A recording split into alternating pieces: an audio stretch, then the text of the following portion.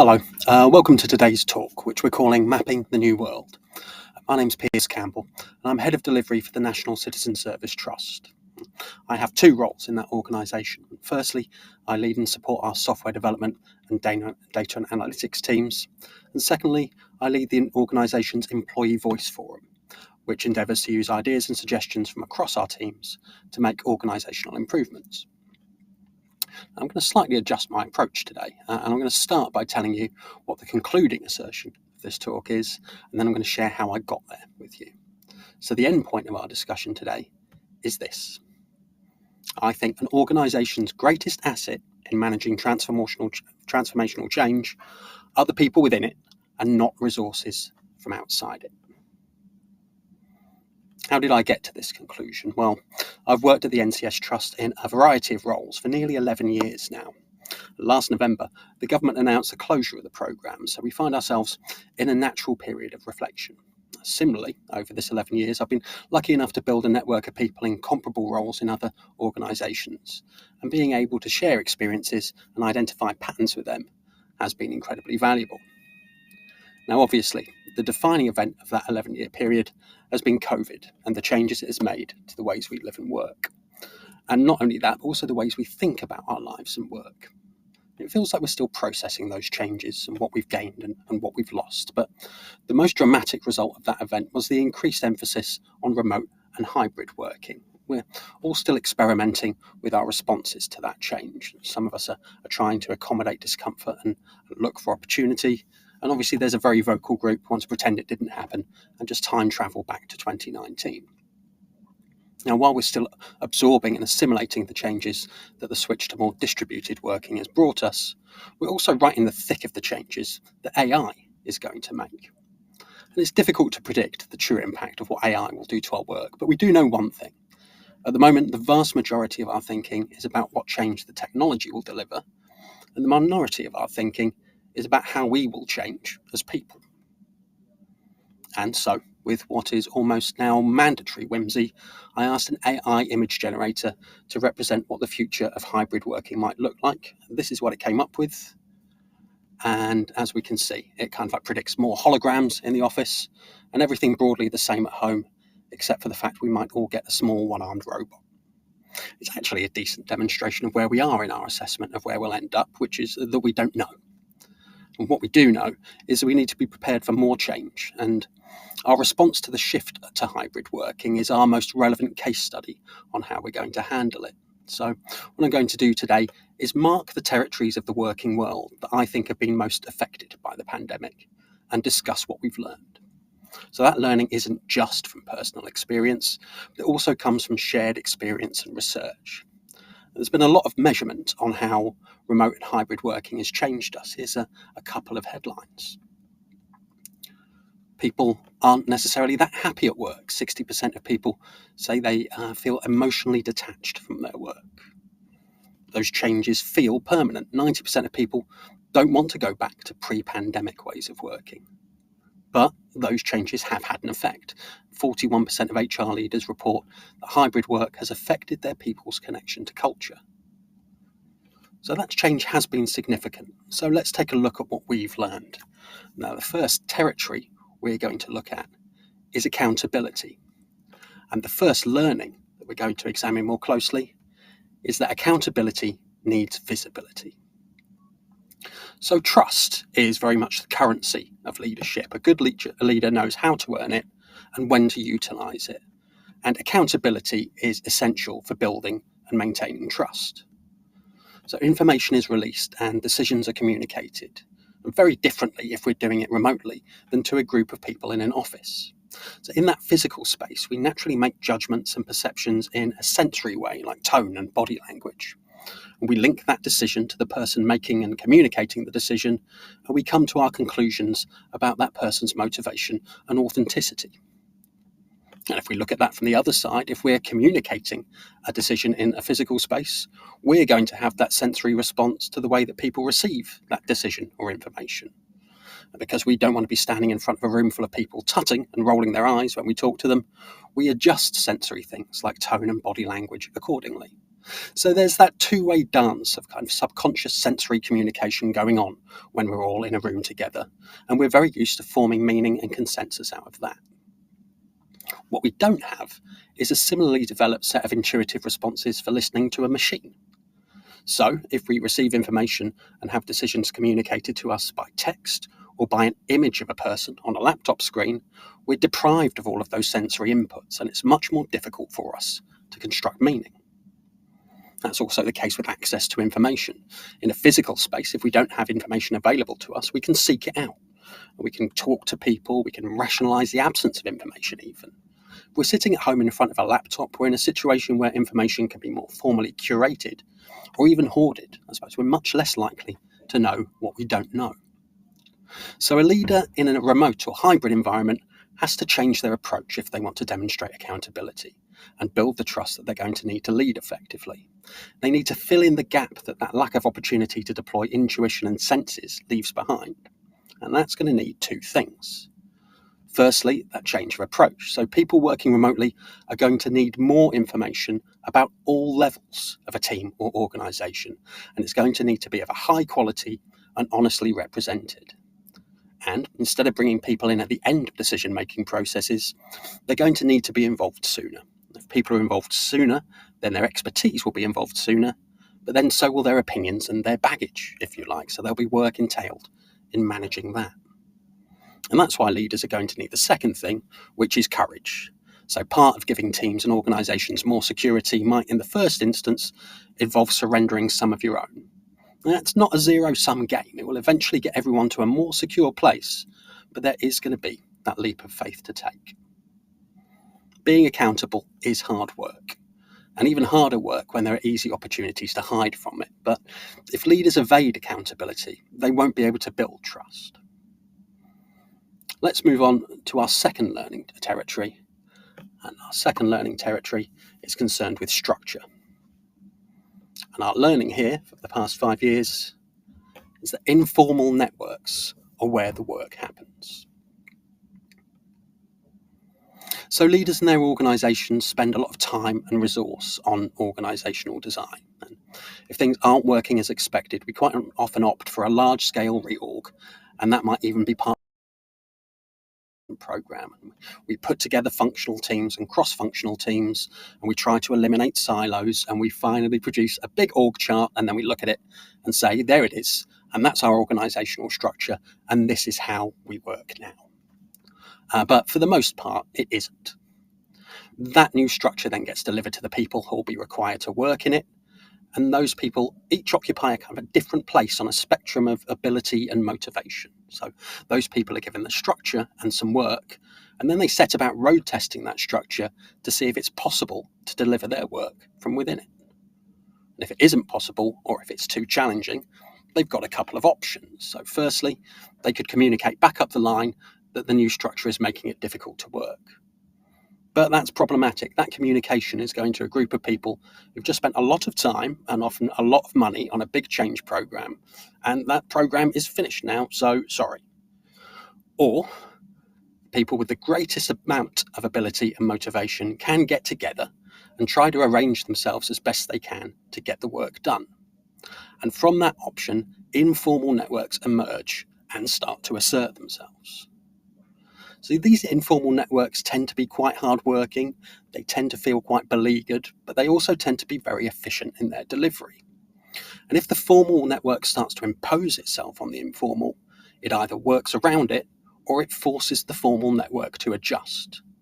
So if you look at that example of program management again, let's imagine a program manager gives a group of work stream leads a really kind of like onerous and time-consuming admin process around reporting or something. And those leads then decide between themselves that they'll just deliver a cut-down version of it. So if your program manager then tries to enforce their process, they're creating an impediment to the work being done, which is obviously not in their self-interest. So a lot of the time, they'll just retreat from that conversation. The informal network corrects the formal one. And that does create issues, I suppose. Firstly, if the informal network spends all of its time battling and resisting the formal network, it has less time to service its original purpose. Secondly, if the informal network often has really, really good working practices because they're not defined But because they're not defined or communicated, they're extremely difficult to replicate.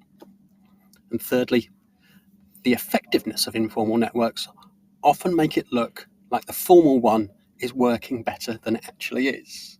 So the next time the world changes around us and we need to rearrange ourselves, we go back and we do another big formal reorganization because it worked last time, and the informal network has to start again from scratch.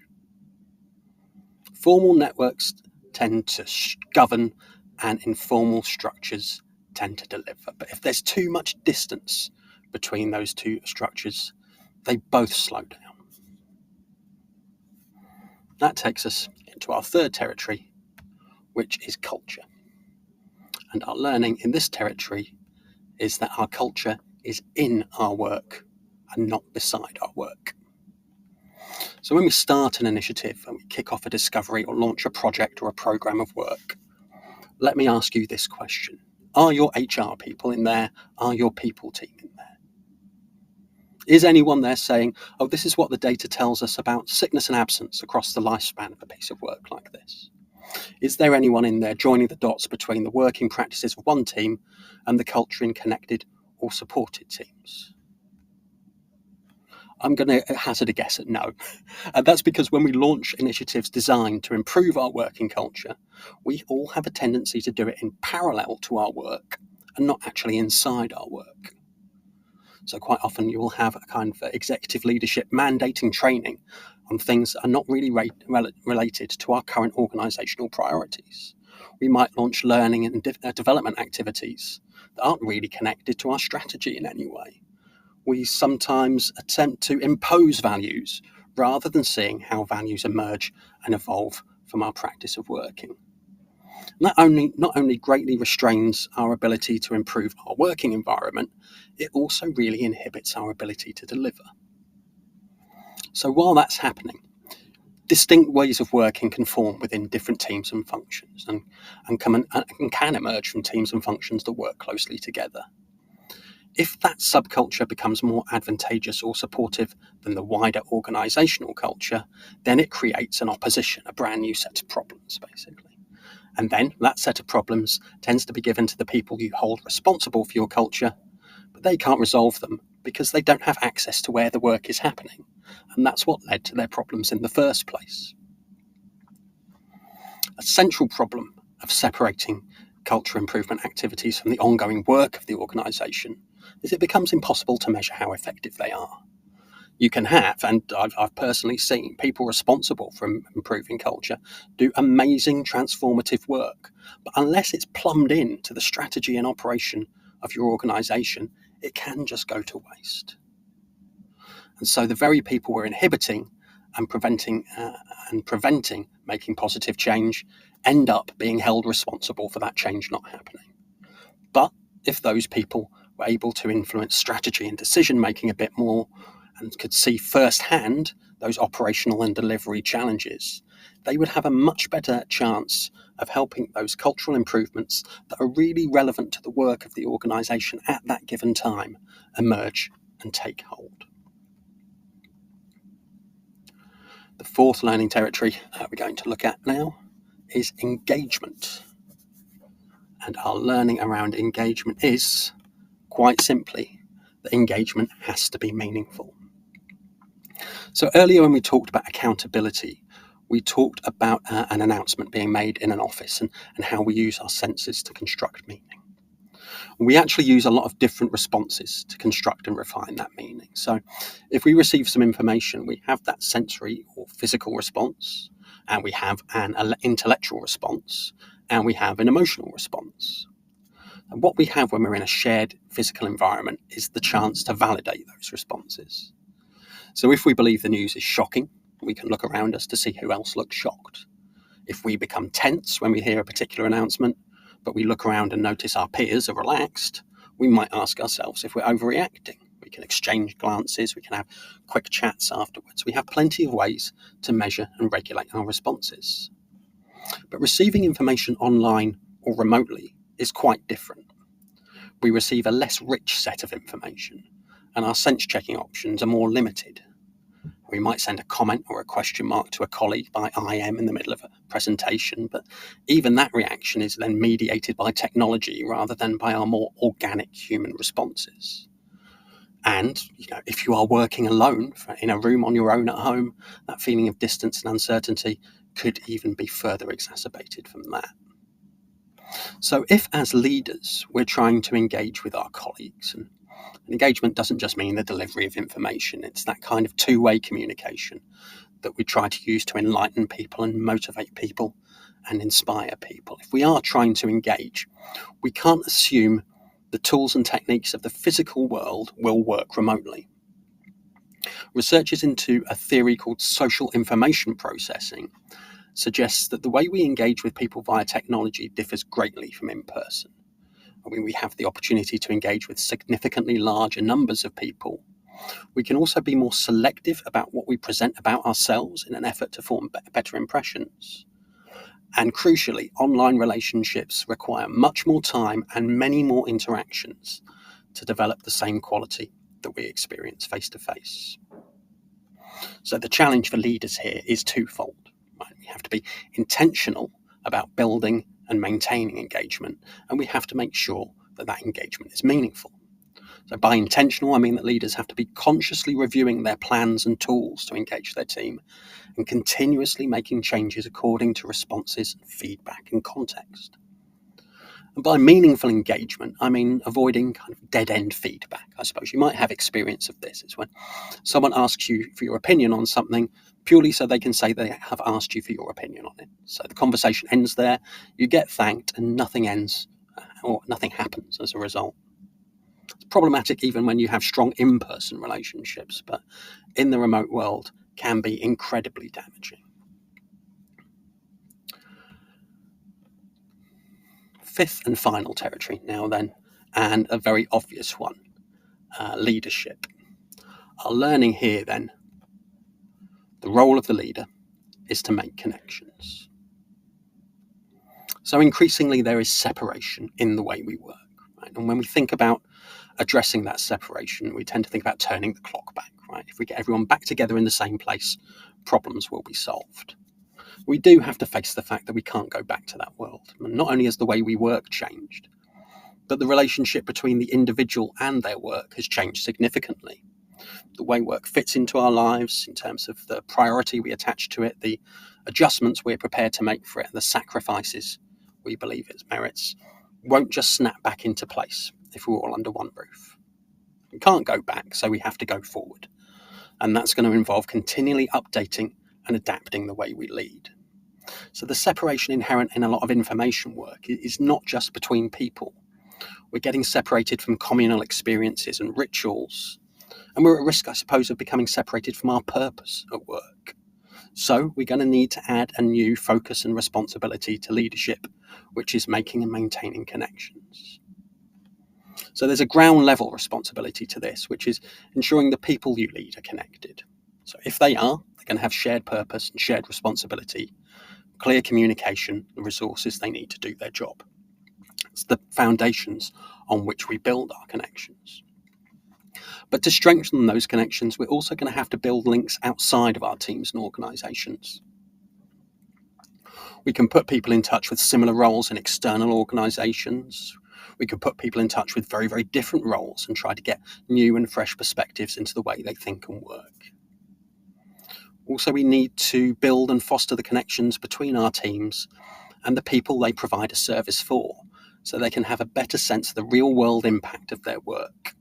And we need to connect people to better resources, so they have somewhere they can go to grow and to learn. Sitting back and letting people get on with it is still an option, but it carries a much higher risk now. Now, Gallup's Global Workforce Survey in 2023 showed that only 11% of people in the UK felt actively engaged by their work. If we don't give people what they need, we will lose them, and we'll lose the best people first. So we need to connect people with their teams and organisations for support, with their sector for context and sense making, with the right resources so they can grow, and with their client group so they can work with motivation and purpose. Nothing too challenging then. So we've seen what we've learned in those territories over the last 5 or so years. Well, what does that mean for us in the future? I think the pandemic and the emergence of AI have almost exploded the myth of the steady state, right? This idea that once we carve out an ordered and predictable environment for ourselves, it will remain static, it will remain the same. Change is always happening, but what varies is the impact of that change and the adjustments we have to make to accommodate it. But we're human, we are people, so we need to have the feeling that we're on top of things, we need to have a sense that we're in control, and we need to feel that we know what's going to happen next and that we're prepared. And if we're leaders, then there's also an additional cultural pressure on us to actually demonstrate that as well. So that gets reflected in the way we manage change, which is we try to make it more comfortable for ourselves by describing it as a controllable and finite event. And when that expresses itself in the form of like more traditional and ordered change activities or increasingly large and flashy and expensive transformation programs, it tends to resolve some issues and create some more and then walk away. And if you're using external resources to support that thinking, they're likely to be walking away having used a lot of your time, a lot of your money, and a fair amount of your goodwill as well.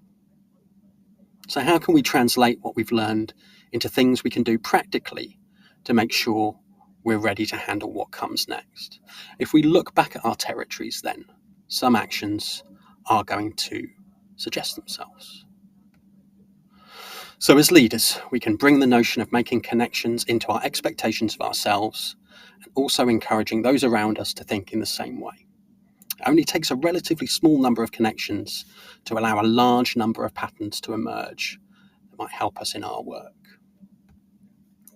We can bring the idea of improving culture into the actual operation of our teams and organisations. Apply those principles while we're actually working rather than before we start or after we finish, and see what common values emerge that we can communicate and refine and resolve. We can make our plans visible, accessible and understandable, and let people see not just who made the decision, but what their thinking was in the circumstances they found themselves in at the time. And we can communicate the idea that the reasons for decisions not bringing the desired result necessarily are about context as well as individual ability. Try to remove that fundamental attribution error. When we engage with our teams and our organisations, we can do it with the aim of driving improvement rather than crossing an item off our to-do list. We can listen to what people have to say and respond honestly and authentically if we can't address what they tell us. And finally, we can bring our formal structures closer to our informal structures. That group of people within our teams and organisations who don't just deliver our change and get us out of crisis, but who know what we could have done to avoid getting into crisis in the first place, if only their voices had been heard. That group of people are the heart and soul of our teams and organisations, in my view. They're absolutely the key to our growth and success. When we have a large problem to solve or a challenge to meet, leaders often want to believe what other people believe of them, that there is a person or people out there who has all of the answers and can tell us exactly what we need to do. And that's one of the reasons why we tend to look to external agencies and consultancies to run big transformation programs for us. But the first thing those consultants do is go and talk to the people at the heart of your organisation, the people we're referring to. And in the worst case scenario, they take all of their knowledge and ideas and experience and they shoehorn it into the framework of whatever the prevailing fad of the time is. And they create more problems than they solve, and they exit before they face any consequences. And those people in our organisations who had the answers all of the time are left wondering why we didn't just talk to them. And as such, we make it a lot more difficult for those people to do the good work we rely on them to do because we piss them off. I'm not saying that every consultancy is opportunistic, and I'm not saying that every transformation program is misguided. But my assertion is that the highest and most valuable source of knowledge in our organisations is internal. And if we have a problem to solve, we should be looking internally first. And my experience over the last couple of years adapting and evolving an employee voice function has shown me firsthand that not just that the knowledge and experience that is often lying dormant in our organisation, but also the insight and the creativity. It's difficult and challenging work getting a function like that to engage people and actually affect positive change. But if you can do it, you unlock potential and you prepare yourself for whatever change and challenge might present itself. That's it. That's all we have time for today. Thank you very much for listening. I hope you found something here that resonates with you. If you have any kind of like questions or feedback on anything we've talked about, LinkedIn is the best place to find me. I'm also really happy to talk about our experience of using kind of like employee engagement to try and drive organizational change. So especially if that's something you've tried in your organizations and you want to swap some notes, always very, very interested in talking about that. But once again, thank you very much for your time, and I hope you enjoy the sessions across the rest of the week. Bye-bye.